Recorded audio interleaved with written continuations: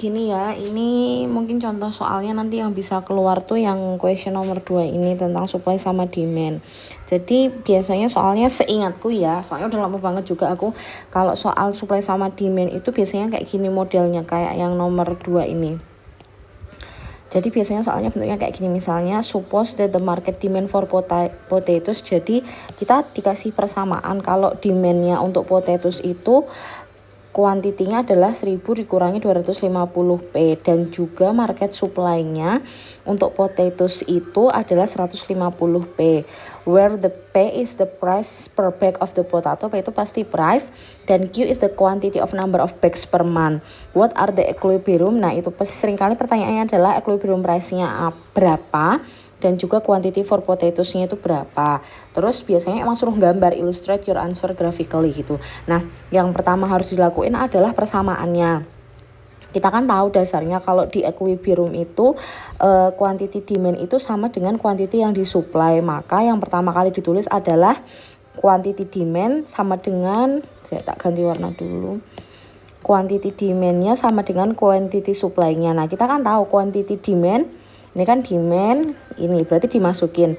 Jadi quantity demand-nya langsung dimasukin angka ini. Dimasukin di sini. 1000 dikurangi 1000 minus 250p. Terus quantity supply-nya kan ini dimasukin ke sini. Habis itu kita udah tahu kan berarti kan ini 1000 minus 250p sama dengan 150p. Ini diubah sisinya, ini dipindah ke sini jadinya 1000 sama dengan 150p tambah 250p sama dengan 1000 sama dengan 400p. Terus P-nya sama dengan 1000 dibagi 400 sama dengan 2,5. Nah ini sesuai sama ini hasilnya.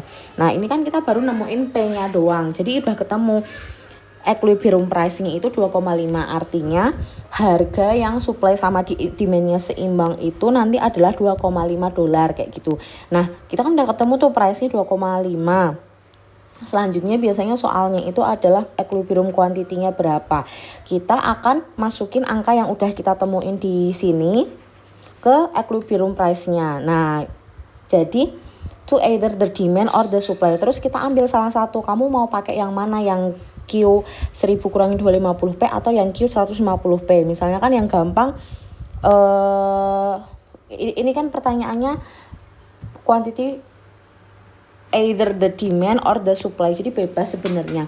Kalau di soal ini dia terus ngambil equation yang di sini, equation yang diambil di sini. Jadi Q sama dengan 1000 dikurangi 250p. Tadi karena kita udah tahu P-nya, Q-nya sama dengan 1000 dikurangi 250 dikali 2,5. Nanti kalau dihitung ketemu, berarti kuantitinya adalah 375. Nah, karena kita udah tahu, kita udah tahu price-nya itu 2,5, kita udah tahu kuantitinya adalah 375, maka ini nanti bisa buat gambar. Nah, gambarnya itu adalah ini. Saya biar nggak bingung. Nah, ini. Jadi ini itu akan jadi titik ketemu antara 375 sama 2,5 itu akan jadi titik ketemu. Jadi di sini 375, di sini ini. Jangan lupa grafiknya itu kayak gini. Yang sini itu price, yang sini adalah kuantitinya. Ini udah pasti auto kayak gitulah istilahnya. Ini udah pasti auto kayak gitu. Terus supply itu yang ke atas. Yang ke atas ini pasti supply. Terus yang dari sini ke sini itu pasti demand-nya. Demand-nya. Supply itu kan kalau supply-nya makin sedikit, harganya semakin turun. Ini nanti pokoknya udahlah, daripada pokoknya ini kayak rumus supply demand sama harga gitu loh. Equilibrium price-nya kan titik ketemunya di tengah. Ya udah, pertama kali yang harus digambar adalah itu tadi yang ada di sini. Yang pertama kali digambar adalah angka yang udah kita tahu di sini kan. P kalau price-nya itu 25 sama kuantitinya 375. 375 dimasukin, dikasih titik, 2,5 dikasih titik. Udah, terus kamu gambar kalau ini tuh demand-nya, kalau ini supply-nya kayak gitu. Price supply. Nah, ini. Terus Nanti biasanya pertanyaan selanjutnya bisa ngikut di sini. Misalnya pertanyaan selanjutnya bisa aja what is the consumer surplus. Kan ada produsen surplus sama mestinya dari sisi konsumen surplus atau produsen surplus. Nah, kayak gitu nanti bisa aja dilihat di sini. Misalnya what is the consumer surplus at the equilibrium in part A? Indicate the area of consumer surplus. Berarti konsumer surplus itu kayak segitiga. Konsumen surplus itu yang posisinya itu di atasnya equilibrium price. Jadi kan saya tak hapusnya dulu. Kita kan udah tahu nih equilibrium price-nya segini. Berarti di sini itu kayak ada garis yang membedakan di antara keduanya gitu.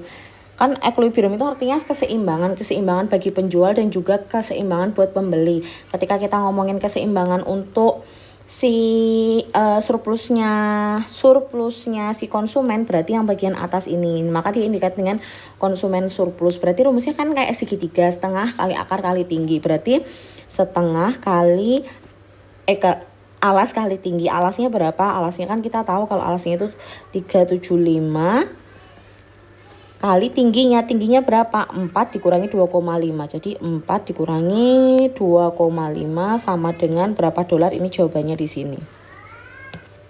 Gitu.